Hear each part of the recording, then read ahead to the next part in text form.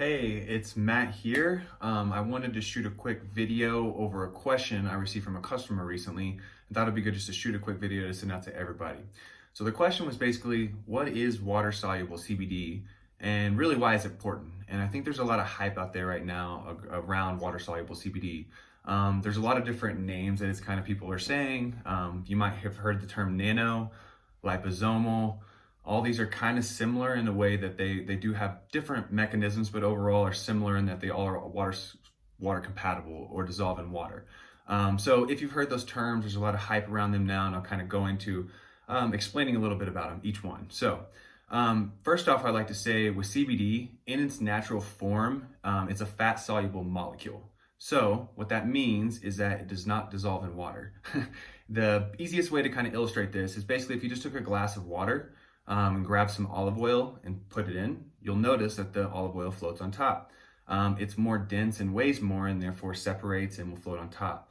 Same thing with CBD in water. One thing about fat solubility is in general, and I'm going to speak in general here, it has roughly anywhere from like a 20 to 35% absorption rate as a whole.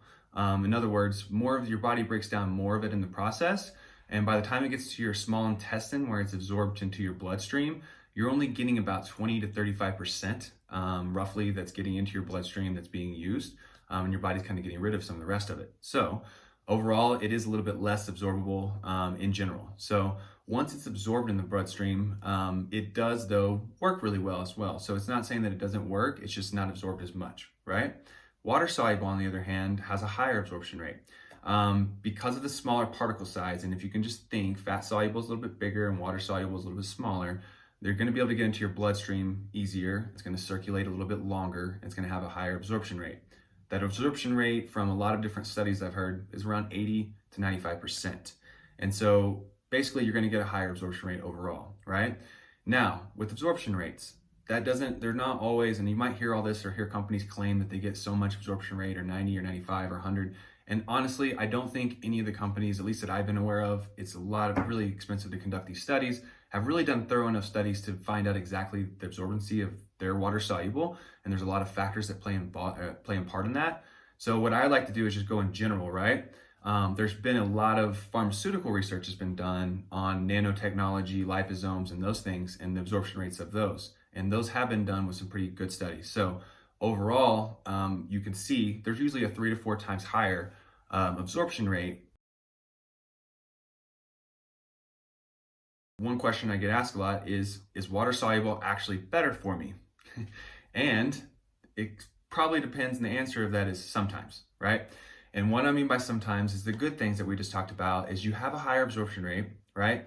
You have a little bit faster onset with water soluble because it enters your bloodstream a little bit faster. So it takes a little bit longer for fat soluble to kick in than it does for water soluble, right? Now the con to that is that most water soluble products, especially with CBD right now, are just not done very well. I've been in the industry for a while. We've done a lot of work with water soluble, even created some ourselves, and I've seen a lot of bad jobs too.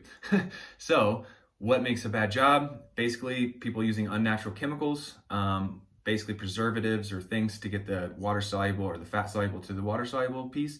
There's a lot of chemicals that could be involved, and they're the easiest, cheapest ways to do so, and therefore that's what most companies are doing, right? The other thing is that you typically have to have a little bit higher processed or more processed hemp, right? So you're going to be doing more processes in the hemp, losing some of the other beneficial compounds that are found in the plant in order to get it to that water soluble form. I'm going to give you a couple things what to look for on your water soluble products, right? First question I'd ask is, how are they making their water soluble?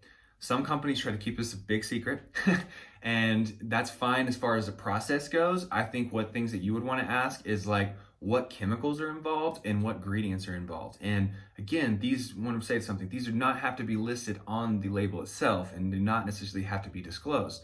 Why? And this is true with a lot of food and beverages in the market. Because they're in such small amounts, they don't have to be disclosed basically, but they do matter, right?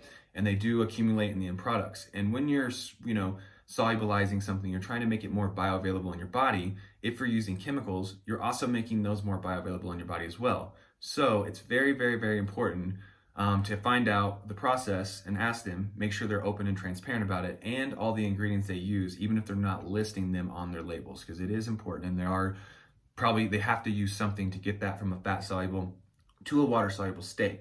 So in the next video, I'm going to shoot for you guys. I'll kind of explain more of the process of getting that fat soluble molecule into a water soluble molecule. And then I'll kind of go over a little bit of our process or some of the ways that you can do so naturally.